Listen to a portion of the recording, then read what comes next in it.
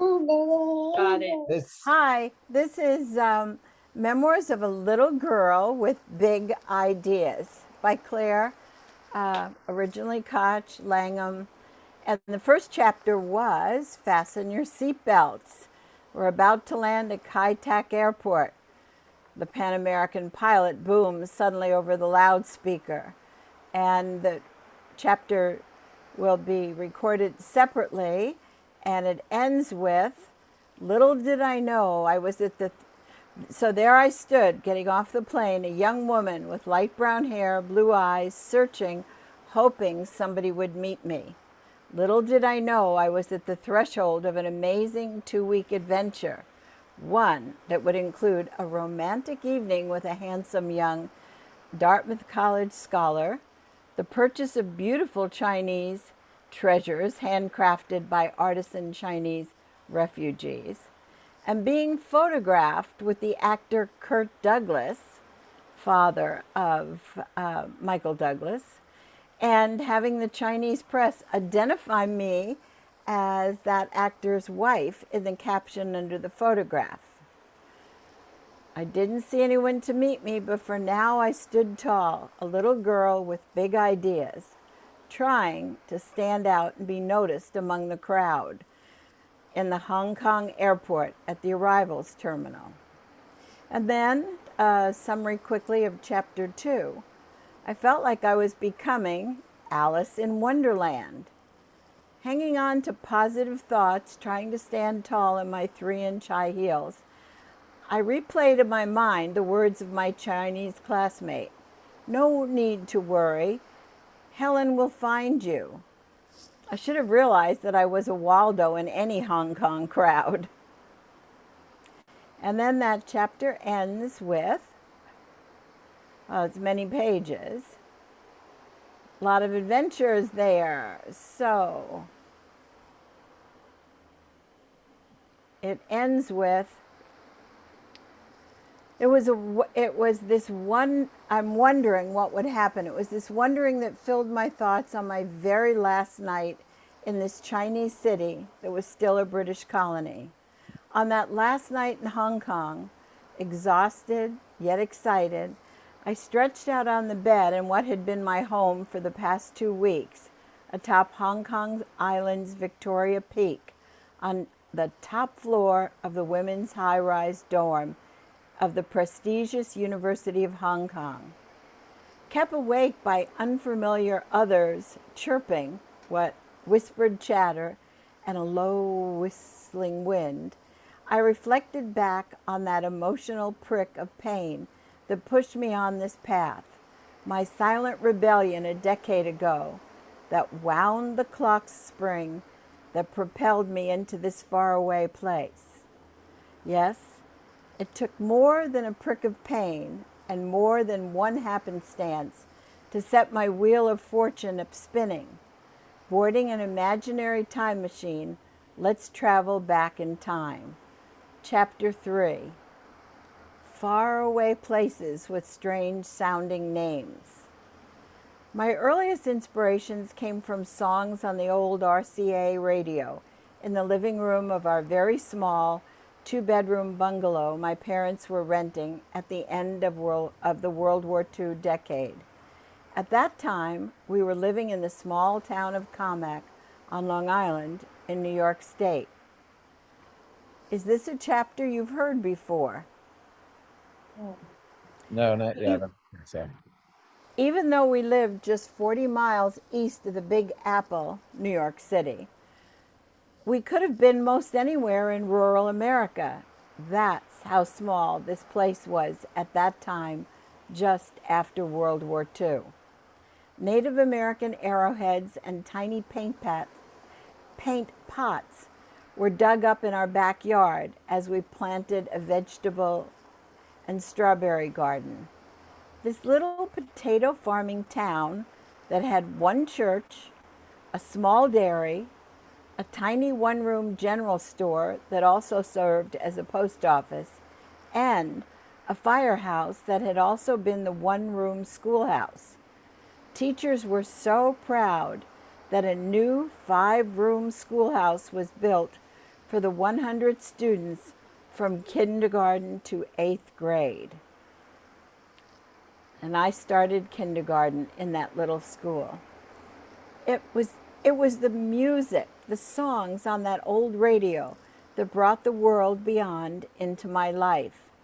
The haunting lyrical refrain of faraway places, those faraway places with strange sounding names are calling me, maybe to China or maybe Siam, far away over the sea.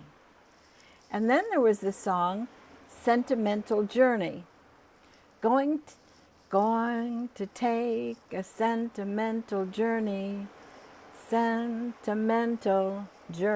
home. Why? As a youngster under 10, I would have wanted to take a sentimental journey home.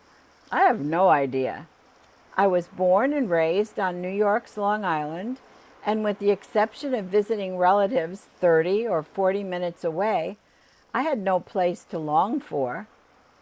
Among the many songs I heard on the radio or sung in school assembly programs, why these particular songs appealed to me most, I do not know, but they echoed in my mind. And I wish I could sing on key, but here we go. I love to go a-wandering, Val-de-Ree, to the songs that still define me. I must admit that I flirted with the idea of being a cowgirl, not surprising given the popularity and romance of the adventurous tales of the Lone Ranger. They were first heard on the radio and then seen in the 1950s on that new addition to households, the television. Hopalong Cassidy and other idols came into our home to beckon us to ride through the open countryside, sleep under starry skies with our saddles for a pillow, wear spurs to encourage our palomino onward, and chaps to protect us from cactus prickles. Boy, am I glad the reality of that notion faded. The realities of traveling overseas may have prickles too, and not be as romantic as touted, but those possibilities eventually excited me more than the vastness of the Lone Star State of Texas. As a child, however, I did journey in my imagination to the once upon a time of places far away over the sea, the lands of the fairy tales. With my family name being Grimm, it was an easy leap across time and space into that world. Opening the pages of a book carried me away. Sans airplane, sans train, not even a ship was needed to transport me. And then there were the books read when I was 10 about early explorers such as Christopher Columbus, Magellan, Vasco da Gama, Balboa, Cortez, Pizarro. It never dawned on me that they were all males. Later, the movie South Pacific with the enchanting song Bali High beckoned me to travel to magical places. And so, I too longed to have adventures exploring the world, starting with my neighborhood, traveling on the fast wheels of a bicycle. Every year for the previous few years, I'd blown out the candles on my cake and wished for a two-wheeled bicycle. 2 months earlier, on my younger sister's 11th birthday, Sandy had gotten a beautiful, shiny blue and white Schwinn, one which I was not allowed to ride, a taboo dictated not only by my sister, but also by my loving mother and father. Now that I was becoming a teen, turning 13, surely I would get my own. We had celebrated with a cake and some gifts on the weekend before my actual birthday. But there was no bike at the party. I remained optimistic that on my actual birth date, there would be a new bike to surprise me. Surely it was not a financial strain.